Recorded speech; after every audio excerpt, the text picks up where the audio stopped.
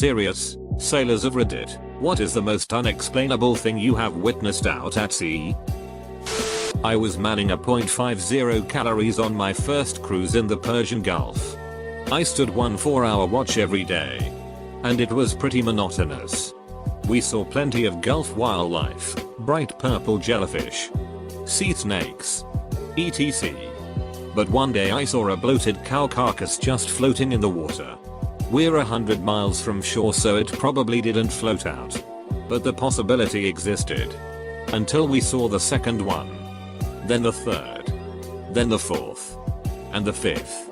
At about 1,000 feet intervals.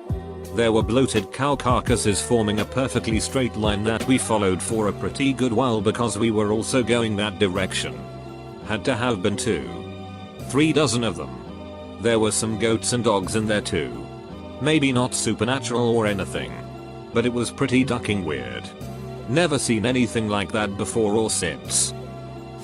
Sailing off the coast of Florida in a submarine at periscope depth.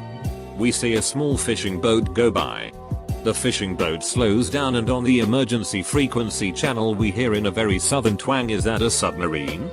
That must be a dang submarine." The man immediately strips completely naked and then displays his rear for all of us to see on the periscope. He slaps scissors a few times and then carries on with his day. During the night after leaving Djibouti, we noticed that a radar echo, probably a tanker, was behind us and was on a collision course. We changed direction almost unnoticeably. 1 degree every 5-10 minutes in order to not reveal we were aware of its presence. After 1 hour the echo radar was still straight behind us and getting closer. It was clear it was following us. So we let the tanker get closer and closer. Until it was at 100 meters behind us. Then we turned abruptly. Esquived. And navigate at full speed in the opposing direction. Since a tanker takes hours to do a complete turn, we were safe after that. We never saw it again. Why would this tanker followed us and wanted to harm us? We had absolutely no idea. At the time there was no pirate in the zone. Maybe it was a ghost tanker. 250 miles into the Gulf of Mexico on my dad's boat, 44 feet. We'd been out there a couple weeks. It was about 2 in the morning. Ocean was eerily glassy, nary a wave to be seen. When you're that far out, and it's that dark, and the seas are calm, it can be tough to tell when the sky stops and the horizon begins. The boat was equipped with a light beneath the diving board on the rear, aft, that illuminated maybe a 20-foot radius beneath and around the boat. I saw a black shadow beneath me, a silhouette of something large enough to dwarf the boat I stood on. Maybe it was the alcohol. But I don't recall feeling afraid, just curious. I stared at it while it shifted beneath the light for a solid few minutes. I sorta wished it would surface. But I guess part of me was glad that it didn't. It's not much. And it really could have been anything from a whale to a submarine. But it was still the strangest thing I can remember seeing. Edit, clarification. We were sailing south on Lake Michigan with iron ore to Burns Harbor. It was around 2 o'clock. A blip on the radar and another and on and then right past us without any lights or sound. The thing was, the object after calculating its velocity was confirmed to be moving just below 2,500 miles per hour. This was a freaky moment because we couldn't think of anything that could move that fast on or just above water. I've told this story before on here, but it's been a while. So here goes. While standing a lookout watch at night on a patrol somewhere in the middle of the Bering Sea, I saw a light appear on the horizon. The light rose until I could tell through the binoculars that it was clearly a circle of light, a glowing orb of some sort. It rose quickly and steadily and hung in the air, motionless from my perspective, for a short period of time, but long enough for me to report the sighting and for folks on the bridge to puzzle over it. Then a few minutes later, it dropped quickly and was gone for good. So, 2 things we knew. 1, it was over the water. The nearest land in that direction was so far that the damn thing would have had to have been the size of Connecticut if it had shot up from land. 2, the United States government didn't have a clue what it was, or had no interest in telling us. It was weird. I do not believe it was extraterrestrial or the result of anything supernatural. But it was weird. My family and I were out sailing in Croatia in a rental boat. There had been some pretty bad weather the week before our arrival, but we had fortunately avoided the storms. However, one fateful day when we were casually cruising along the coast, we started noticing things in the water. We decided to check it out and found large chunks of debris floating around, including a cabin door with a small orange life vest resting on top of it. We were shocked and stuck around the scene for about 30 minutes, listening for sounds and checking out the things we could fish up. After concluding that it looked like it had been in the water for quite some time, we determined at least a month or two, and after trying to call it over our radio, which turned out to not work, thanks rental boats, we decided to keep moving. But we couldn't quite shake off the feeling of dread after seeing that. The little orange life vest still haunts me. I'm not entirely sure what else we could have done since we had no way of communication with land and we were hours away from the nearest port. We have no idea what it was, what happened, or, well, anything else. I was on a 52-foot boat 20 miles off the coast of South Carolina at about 3 AM cruising at 25 kts when I was hit in the chest by someone large and alive. It knocked me clear of the helm and was stuck to my shirt. I was on the deck rolling around trying to get it off me in the dark. I got up, took my shirt off and stomped it until it stopped moving. I went down to the cabin to grab my flashlight and gun. When I got back to the helm, I finally was able to see what it was. A huge bat. Its wingspan was 2 feet and it was still very much alive. It sat there for a minute and then flew off. I was bleeding and had to get rabies shots when I got home. It was nothing strange but still unexplainable. Seeing the stars while in the middle of the Atlantic with all lights on board off and a new moon. I don't mean a few miles off the coast either, I mean the closest I was to land was probably 400-500 miles. With literally no light pollution, it is like you are seeing one of those long exposure pics, but it's just something unreal. I live in Bermuda. About 10 years ago, our one and only power generating plant had a massive fire, plunging the whole island into blackout. That meant that other than the faint glow of a burning power plant, there were no lights within 700 miles of us. The skies were perfectly clear and there was no moon. It was like standing in outer space. The stars and sky were so visible. It was a special experience. My great-grandpa was a frogman, predecessor to the Navy SEALs and EOD, in the US Navy during World War II, and he claimed one day when he was on the deck of a ship before a mission, and he claimed that for a moment he saw thousands of hands reaching out of the water. A few hours later, while he was on shore, the ship was attacked and lots of sailors on the ship died. He didn't believe in visions and he always said it was because of the stress of running missions non-stop for the last month, but the rest of my family thinks he saw a few hours into the future. This will be buried, but whatever. Not me, but my father worked on an oil rig offshore in the Gulf of Mexico in the 80s. He said that on a couple of occasions he would see schools of barracuda making very strange and different but perfect shapes in the water. Shapes such as triangles, squares, rectangles, and even circles. He is an avid documentary watcher and says he's never seen anyone acknowledge or talk about it. No one will see this, so I'll just tell more of a light-hearted story. I'm sure you have heard of a flying fish before. I had too. I always thought that it was just like a misnomer. I thought maybe they just jumped really high so people thought they were flying. That notion shattered while boating around Destin, Florida, out in the Gulf, while traveling pretty dang fast on our fishing boat. I was amazed when my dad pointed out that there was a little flying fish keeping paces with us a few inches above the water. We were going pretty dang fast too. It hovered there for about a minute and then pulled ahead and dropped back into the ocean. Amazing little things. Not sure if this qualifies, but in school when I was 14 I was sailing on Carniston Lake in a 2-man sailboat. I was driving, and it was extremely choppy. We were going way too fast and I knew it was only a matter of time until we sank. The waves were terrifying, and I am not a fan of the water. In fact, I refused to go in a boat in an ocean outright. I was keeping it together for a while. But then I heard what sounded like an explosion. And a shock wave hit our boat, which turned the sail quickly, hitting me on the head.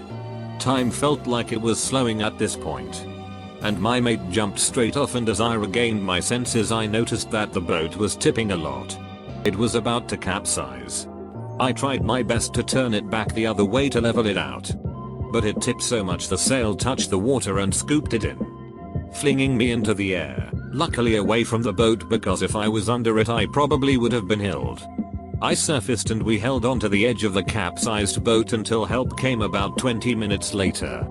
The wind was so strong, however, that the rescue boat almost sank as well, and we had to shovel water out of it as we went with paper coffee cups. Later I found out that a jet plane was doing maneuvers in the valley, and due to the poor visibility he went too low towards the lake and accelerated to pull away upwards, causing him to break the sound barrier at low altitude, which was what the explosion sound was. While serving the Persian Gulf aboard a destroyer, we were cruising our patrol zone on a clear, calm day. No land in sight. We saw a waterspout. No clouds or any other weather disturbances. It towered into the sky and didn't really move, but lasted for about 15 minutes then just dissipated. I once watched waterspout churn for about 20 minutes, long enough for me to play from 7th green to 10th fairway. It was at the edge of a front of dark clouds, reaching from the edge of the clouds to the ocean. Beyond the front was clear sky, but where I was it was ominously black beneath the darkened sky. One of those thunderstorm turned day to night kind of skies. The sun was obscured by the clouds, but the waterspout, being at the front, was backlit by the sun. The waterspout and the spray at the base was lit up like some kind of fantastic Christmas decoration, almost otherworldly in its brilliance. It was an amazing, memorable sight. I took my boat out with my buddy. We headed out to Catalina Island. At about 6:30 in the morning, 15 miles offshore or so, we see a giant green flash come down from the sky in front of us. It was pretty big and bright in the sky and lasted for about 2 seconds and then it was gone. There's a military base on a different island further out, but it didn't look military. We've never seen anything like it before or since. In the South Pacific, I once saw a flash of green and purple erupt in the sky. I figured it was natural, but a few guys freaked out. I've answered this before, but the stars. When you're 3 days from the nearest land, and it's a clear night, more stars than you could ever imagined, and enough shooting stars to make you run out of wishes. I guess not unexplainable, but still really cool.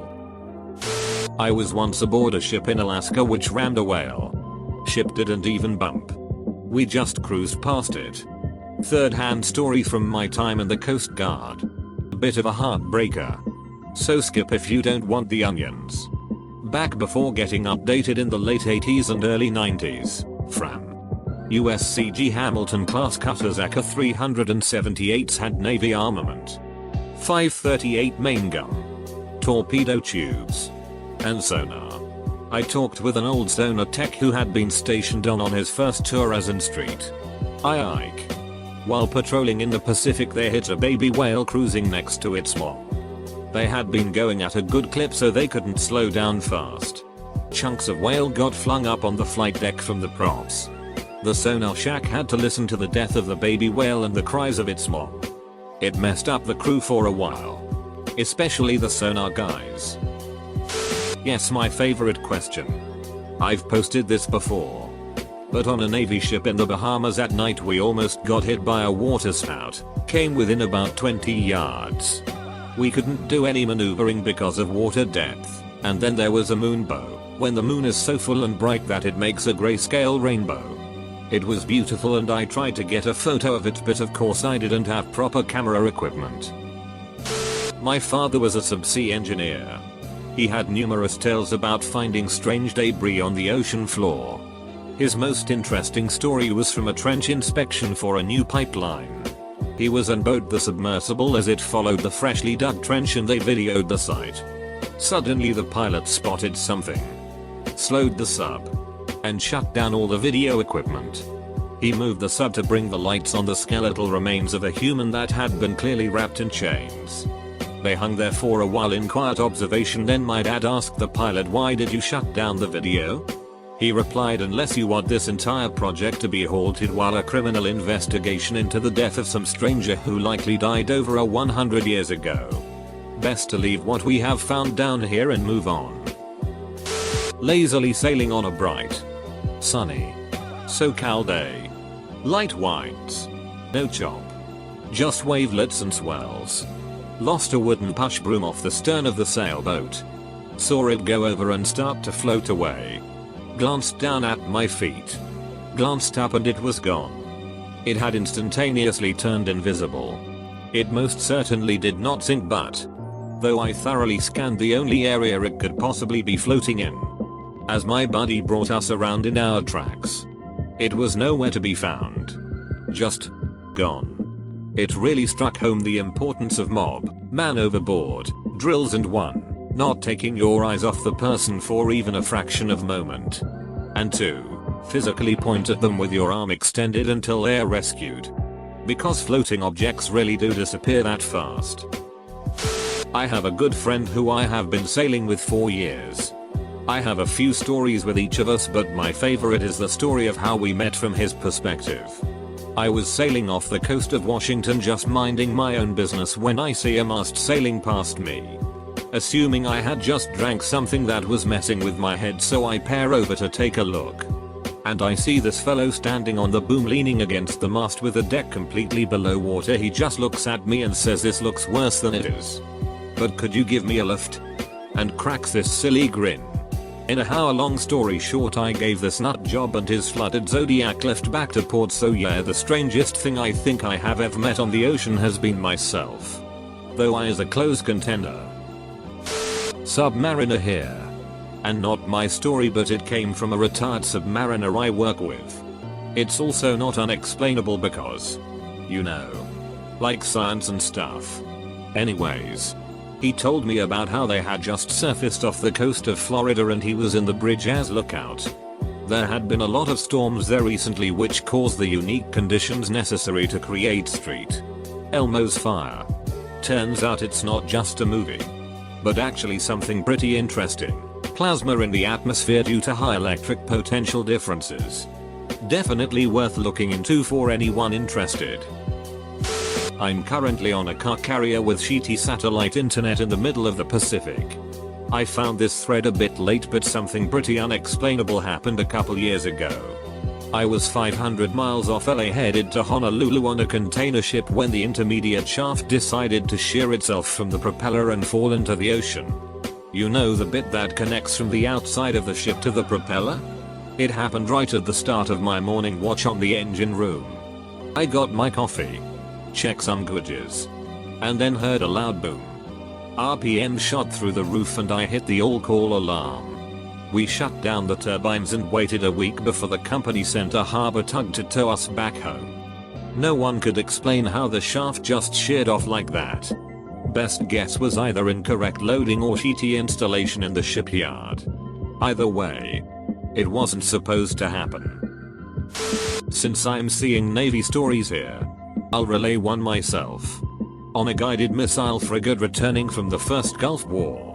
We were literally in the middle of the Atlantic when a contact was reported of the STBD bow. It was very rough too, so imagine our surprise when as we drew closer, we could see a little, maybe 50 feet, sailboat.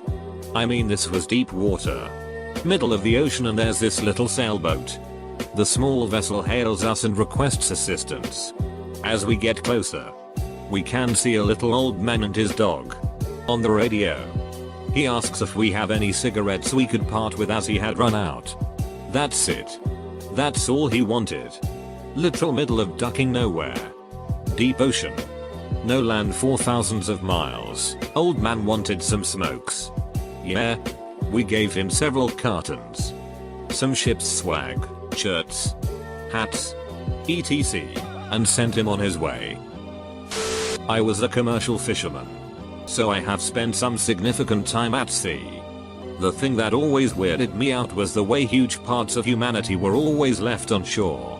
As soon as they were out of sight of judgment, boats would mount an illegal and torturous device called the crucifier to tear the heads off fish, saving one humane cut with the knife. And they would shoot seagulls with pistols off the back of the boat, just for sport. Sheet. I knew a guy who would attract pigeons with bait just so he could catch them, grab them by the head, and spin their bodies until they flew off of the head in his hand, spilling blood everywhere to the laughter of his shipmates. The weirdest thing about the sea is what isolation does to human beings. Sailing in the Gulf Islands of British Columbia. Doing our best to stay away from the Navy, they were running a cat and mouse type exercise at the time. Anyhow, we're sailing up towards our anchorage for the night, and coming towards us is this orange ball boy. The strange thing was that the boy was moving, and was moving against current and wind. Despite the Navy ships that were playing hide and seek with each other in the islands, there wasn't any around us at that point, nor were there any other boats. My best explanation is that it was attached to an underwater autonomous vehicle or similar.